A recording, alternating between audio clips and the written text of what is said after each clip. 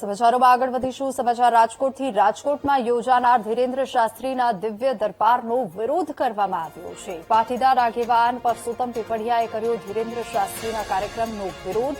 ધીરેન્દ્ર શાસ્ત્રી હિન્દુ ધર્મના પ્રચારના બદલે અંધશ્રદ્ધાનો ફેલાવો કરે છે તેવો આરોપ લગાવ્યો છે અને આવા કાર્યક્રમો અંધશ્રદ્ધાનો મહાકુંભ છે. પરસોત્તમ પીપળિયાના આ શબ્દો છે. અંધશ્રદ્ધા ફેલાવતા કાર્યક્રમ યોજાય તે આપણા માટે કમનસીબની વાત છે અને વહીવટીતંત્રએ અંધશ્રદ્ધા ફેલાવતા લોકો સામે કાર્યવાહી કરવી જોઈએ. આ સાથે જ કહ્યું કે આગામી 5 થી 7 જૂન દરમિયાન ધીરેન્દ્ર શાસ્ત્રીના દરબારનું આયોજન કરવામાં આવ્યું છે જે મોકૂફ રાખવું જોઈએ અને રાજકોટ સનાતન સમિતિ દ્વારા બાબા બાગેશ્વરના દિવ્ય દરબારનું આયોજન કરાયું છે.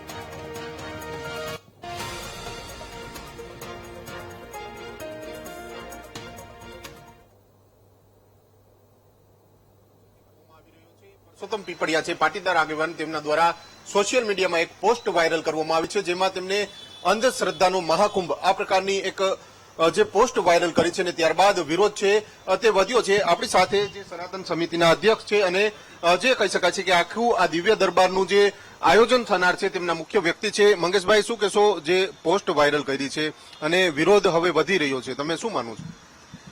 પોસ્ટ વાયરલ કરી છે, એમનો વ્યક્તિગત વિચાર એમણે રજૂ કર્યો છે. બાકી એવો કોઈ જનતાને કે ભક્તોને કોઈ વિરોધ નથી. કાર્યક્રમ સનાતન સેતુ હનુમંત કથાના માધ્યમથી હનુમાનજીના ગુણગાન ગાવાનો, લોકોને સનાતન ધર્મ ઉપર જે અત્યારે વૈશ્વિક પડકારોનો સામનો સનાતન ધર્મ કરી રહ્યું છે એને અનુલક્ષીને બાગેશ્વર ધામ પીઠાધીશ્વર પરમ પૂજ્ય ધીરેન્દ્ર કૃષ્ણ શાસ્ત્રીજી દેશ અને દુનિયાના અનેક જગ્યાએ આવા સનાતન સેતુના કાર્યક્રમો કરી લોકોનું જાગરણ કરી રહ્યા છે. યુવા વર્ગને, નવી પેઢીને સનાતન ધર્મ સાથે જોડવાનું કામ કરી રહ્યા છે. તો આમાં કોઈ અંધશ્રદ્ધાનો વિષય હોય એવું અમને, મને કે સમિતિને લાગતું નથી. બાબા જયારે દિવ્ય દરબાર યોજતા હોય છે ત્યારે ચમત્કારો પણ કરતા હોય છે. અનેક ચમત્કારના દાખલા પણ આપણે જોયા છે અને જે પ્રમાણે ચિઠ્ઠી જે કાઢતા હોય છે, આવી બધી જે દરબારમાં આવું બધું થતું હોય આને અંધશ્રદ્ધા ગણાવી છે, તો આને લઈને શું કહેશું? એ વ્યક્તિગત આપણે ગણી શકીએ. બાબા કોઈ ચમત્કાર નથી કરતા. અનેક વખત સ્ટેજ ઉપરથી એમણે પોતે પણ જાહેરાત કરી છે. અનેક લોકોએ એમની વિરુદ્ધમાં કોર્ટમાં કેસ પણ કરેલા હતા. આપના મીડિયાના મિત્રો લગભગ 180 ચેનલના લોકો દેશ વિદેશના ઈ પણ બાબા પાસે કસોટી લઈ આવ્યા છે અને હાઈકોર્ટમાંથી પણ બાબાને ક્લીન ચીટ મળેલી છે કે એમાં કોઈ ચમત્કારની આવશ્યકતા નથી. જેમની પરચી નીકળી છે ગયા વખતના દરબારમાં, આપની પાસે માહિતી હોય તો એમને જઈને પૂછી લ્યો કે કયા માધ્યમથી એ લોકોનું નામ આવ્યું હતું અને કયા માધ્યમથી પૂછવા ગયા હતા. એમાં કોઈ રજીસ્ટ્રેશનની કે નામ નોંધાવાની કે કોઈ જાણીતાને મોકલીને સાચું ખોટું બોલાવવાની એવી કોઈ પરંપરા આયોજક દ્વારા પણ નથી હોતી અને બાગેશ્વર ધામ દ્વારા પણ નથી કરવામાં આવતી. એમના કહેવા મુજબ તમે ઘરેથી હનુમાનજીને દીવો કરી પ્રાર્થના કરી પંડાલમાં આવો અને તમારું નામ આવે તો બાબા બોલાવે છે, તમારો પ્રશ્ન રજૂ કરો તો એમનો જવાબ આપે છે.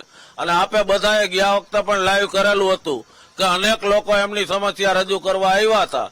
એમાં જેનો નંબર આવ્યો અને એ લોકોએ સ્વીકાર્યું હતું કે નહીં, બાબાએ કીધું એ સાચું છે, તો એમાં કોઈ ચમત્કારની ઓલી નથી. એમનું જે તપ સાધના છે એમનું ફળ લોકોને મળે અને વધુમાં વધુ લોકો સનાતન ધર્મ સાથે જોડાયેલા રહે એવા ભાવથી, એવા આશયથી એ જે જાગરણનું કામ કરી રહ્યા છે એમાં મારી સૌ સનાતનીઓને અપીલ છે કે આપે સૌએ પણ જોડાવું જોઈએ. એમાં કોઈ અંધશ્રદ્ધાનો વિષય નથી.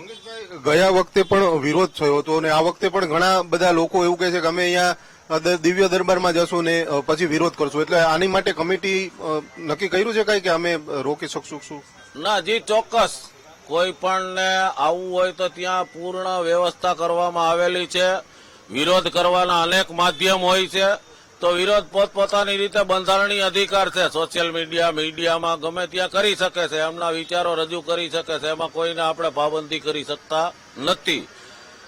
અંધશ્રદ્ધા અને શ્રદ્ધા વચ્ચે એક પાતળી ભેદ રેખા હોય છે જેને એ પોતે જ નક્કી કરી કે શ્રદ્ધા સમજે છે કે અંધશ્રદ્ધા સમજે છે.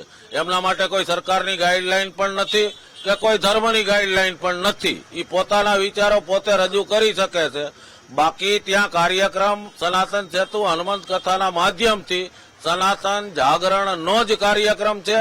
એને અનુલક્ષીને દરેકે આવવું, દરેકને આહવાન છે, દરેક સનાતની આવી શકે છે. છેલ્લો સવાલ મંગેશભાઈ, કેટલા લોકો એકઠા થશે? કારણ કે રેસકોર્સમાં કાર્યક્રમ છે તો કેટલી ભીડ આવવાનો અંદાજ આપણે ટીમ પાસે કે અંદાજ છે કઈ? અંદાજ 50 થી 60,000 લોકો રોજે રોજ હાજર રહે એવો સમિતિનો અંદાજ છે. અને એમના માટેની કદાચ 70,000 લોકો આવે તો પણ ખૂબ જ સુચારુ વ્યવસ્થા કરી છે. કોઈ અવ્યવસ્થા ન થાય એ બધી જ વસ્તુ સમિતિએ ધ્યાને રાખીને ખૂબ શિસ્તબદ્ધ રીતે આયોજન કરેલું છે. ચોક્કસથી જે ધીરેન્દ્ર શાસ્ત્રી છે તેઓ આગામી 5, 6 અને 7 જૂન એટલે કે 3 દિવસ સુધી રાજકોટમાં આવવાના છે અને રાજકોટના રેસકોર્સ ગ્રાઉન્ડ ખાતે તેમનો કાર્યક્રમ છે તે યોજાનાર છે.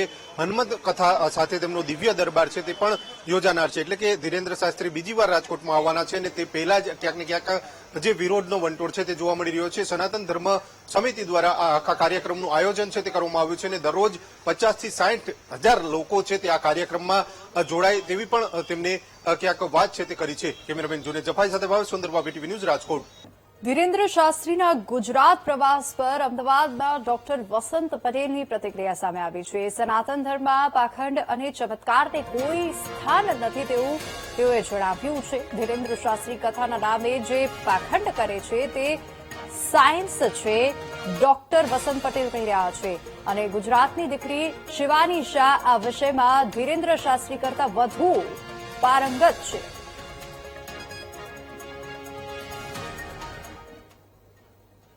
સનાતન ધર્મમાં પાખંડ કે ચમત્કારોને કોઈ સ્થાન નથી અને ધીરેન્દ્ર શાસ્ત્રી કથાના નામે લોકોના નામે ચિઠ્ઠીઓ કાઢે છે, ચમત્કારની વાતો કરે છે. એ પ્યોર સાયન્સ છે. તમે આપણી ગુજરાતની દીકરી છે શિવાની શાહ, એ ધીરેન્દ્ર શાસ્ત્રી કરતા પણ આ વિષયમાં ખૂબ પારંગત છે. એટલે જો ધીરેન્દ્ર શાસ્ત્રીને આ પાખંડ અને ચમત્કાર અને માઇન્ડ રીડિંગની વાત કરવી હોય તો એણે કથા નહીં કરવાની. અને એક શાસ્ત્રી ભગવા ચોલા પહેરી એક કથાકાર કે એક ધર્મના વડા તરીકેનો ઢોંગ કરવાનું બંધ કરવું જોઈએ. એને પ્યોરલી શિવાની શાહની જેમ માઇન્ડ રીડિંગના શો કરવા જોઈએ.